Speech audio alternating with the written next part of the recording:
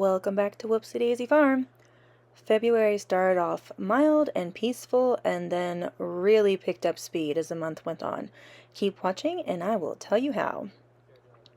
The month started with Nat getting sick with what used to be a common childhood illness. I will let you do the math on that one.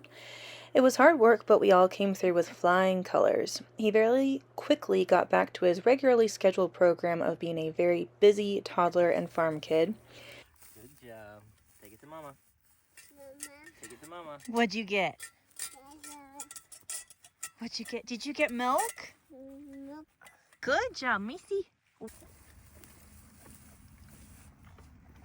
It's amazing to Kyle and I to watch how quickly he is learning how to do farm chores, the things he picks up on with the animals, and watching how much he loves being included in our daily homesteading life. Why are you breaking up her hay bale? Because I'm going to feed it to her. Watch. No, Oh, that's what you do with the sheep. Scatter it. You gonna milk? You get milk? No.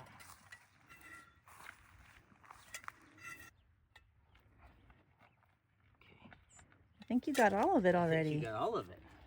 Good job. Take it to Mama. Say, look, Mama. Mama.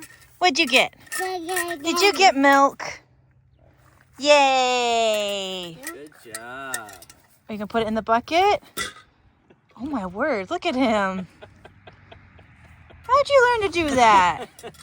Who taught you? Good job, Nat. Good job.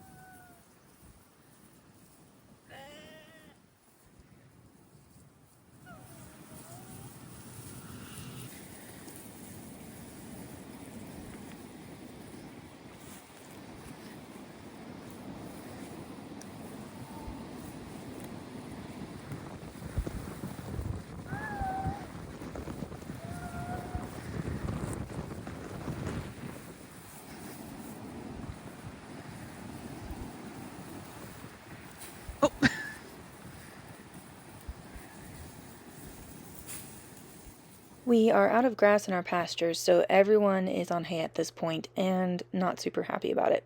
For new shepherds watching, it really is not ideal to feed sheep hay on the ground when parasites are active, as the sheep can ingest the beasties off the soil. Since it is the dead of winter, we don't worry too much about it, but it is a good idea to keep an eye on your flock and make sure no one is showing signs of weakness or getting thin, and make sure you have really good minerals out for them. In our case, we are feeding hay on the ground, both to feed the sheep, but also to rehabilitate our soil. The waste hay mixes with their manure and urine and decomposes quicker, and that adds topsoil at an accelerated rate. So just be mindful that if you mimic this, you really need to watch your flock for parasites, as they can cause problems any time of the year, but especially if the ground is not frozen.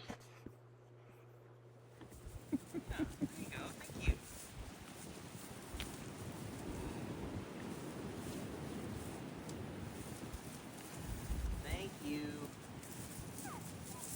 Good job.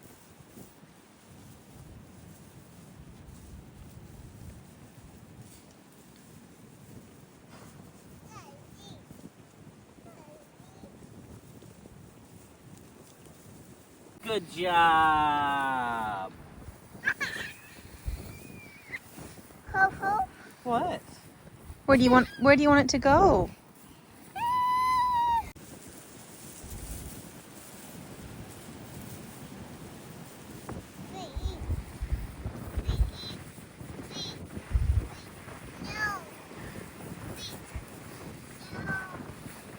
What do you want them to do?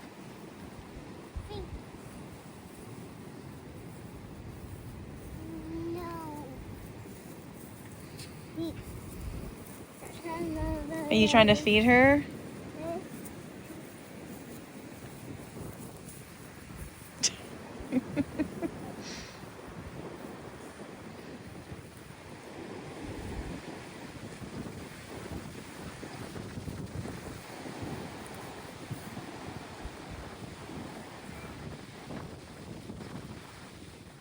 Spring in Kentucky is very unpredictable weather-wise, so we started off with t-shirt weather and then pendulum swung the entire month between that and snowfall.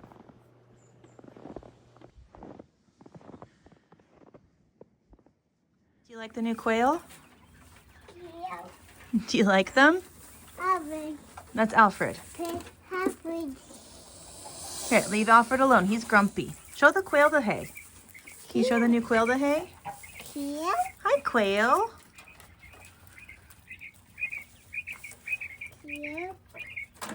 We are still loving the quail eggs and the birds themselves, so I bought some more from a local vendor and have been very impressed. Nat loves helping with quail chores and finding baby eggs, although I have to help him remember that Mama has to cook the eggs first before we can just take a bite out of them. I really like these ones.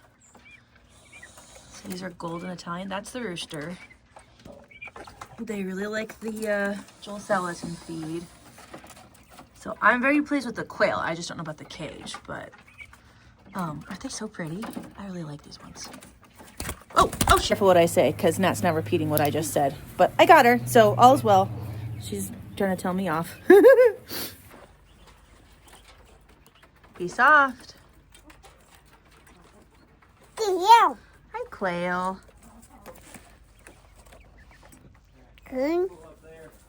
Huh? Egg. Yeah. Good. You may not help with the quails, Eva. Careful.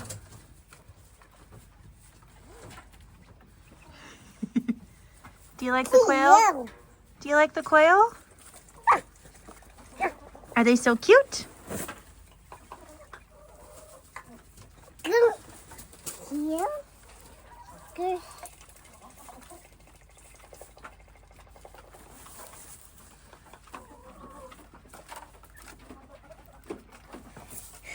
Here.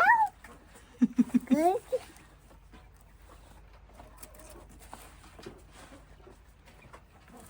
One of the snowfalls I tried cleaning my woolen hand knits in the snow, which probably would have worked had I not been so busy, got distracted, forgot about the woolens, and they ended up in a wet heap in a corner, and I had to rewash them in my usual way.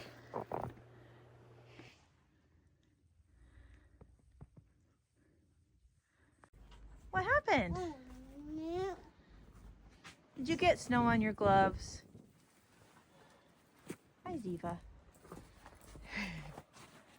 Are those mittens or gloves?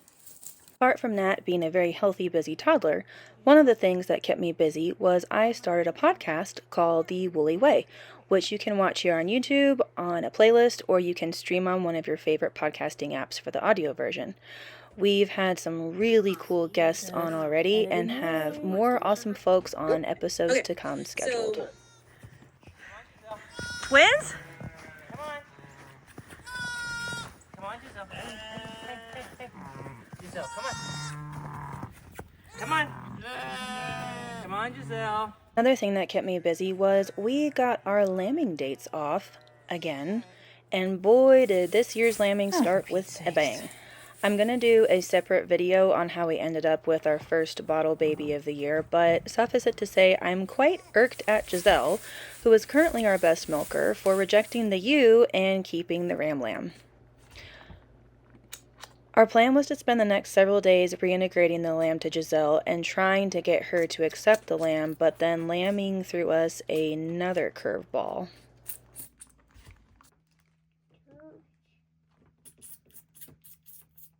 Good job, Nat.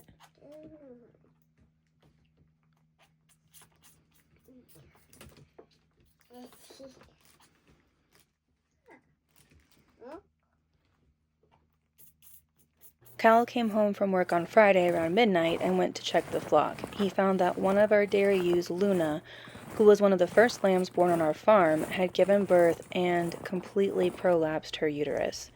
He came in and got me, and I went out to the barn and looked at her, realized she was hemorrhaging, so we made the very difficult decision to put her down. Since we know exactly what killed her, we were able to harvest the meat, and I saved her hide for tanning.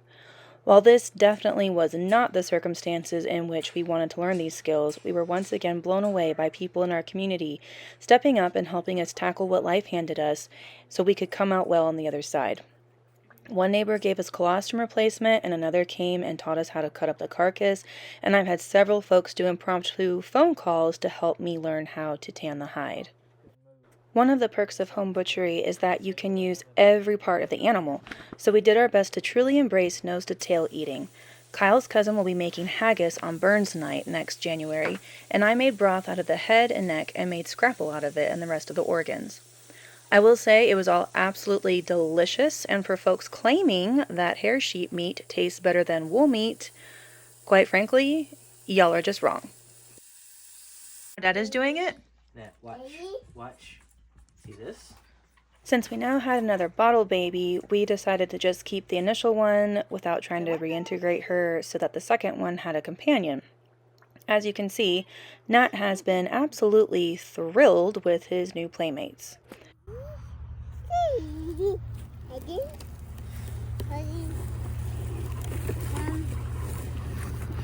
Say, come on, lambs! Daisy, Wendell!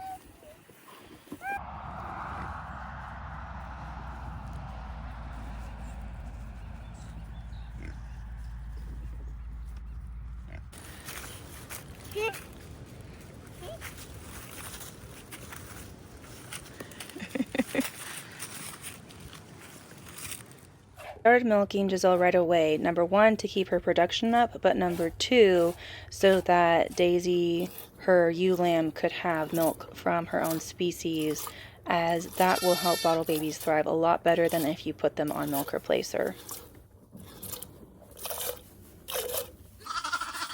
We did have some frozen colostrum from when Chestnut had Hazel this fall, so between the cow colostrum, her currently being in milk, and what Giselle produced, we only needed the one bag of freeze-dried milk replacer from our neighbor.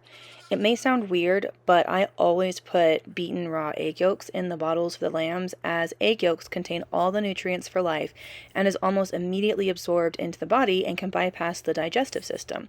So it really helps lambs thrive when you are giving them milk from a different species, and just to overcome the stress of birth and being abandoned and being raised by a different species as well, namely us humans.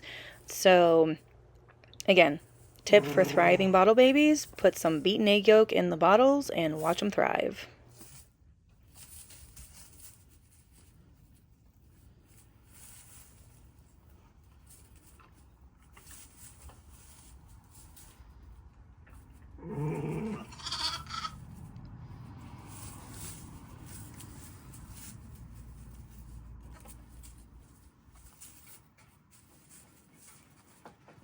Good job, Nat.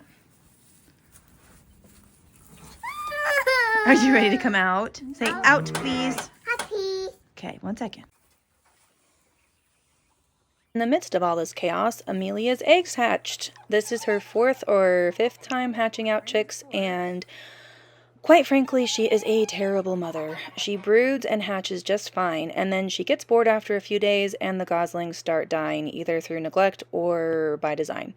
We were hoping this year she would do better, since Alfred doesn't have any ducks to have an affair with, and now he can be an attentive husband and father, but no such luck. After the pair killed 2 goslings in the nest, we pulled the rest. We had 5 and ended up with 4 in our guest bathroom, which is why I do not host anyone during springtime. Goslings are adorable, and boy howdy do they create quite the stink with their joyful bathing and drinking water.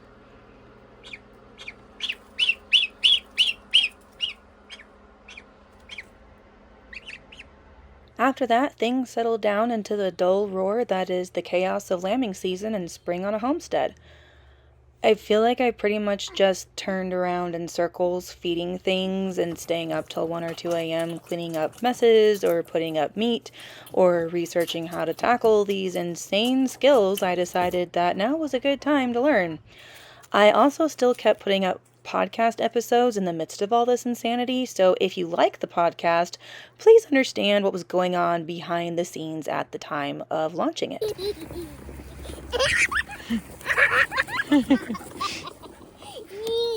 Good job, Arwen. Come on. Say, Daisy, move.